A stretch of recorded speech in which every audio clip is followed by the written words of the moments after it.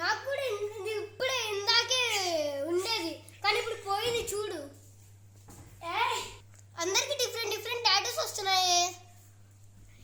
ఈ టాటూల గురించి నాకు తెలుసు.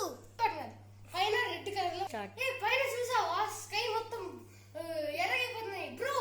ఏదో తేడా జరుగుతుంది. ఒక్కొక్క టాటూకి ఒక్కొక్క పవర్ ఉండిద్ది. అవునా? అవును. మన ఫ్రెండ్స్ హరీష్ ఇంకా తన్మయ్ వాళ్ళిద్దరు ఎక్కడికి వెళ్ళారు నాకు తెలీదు.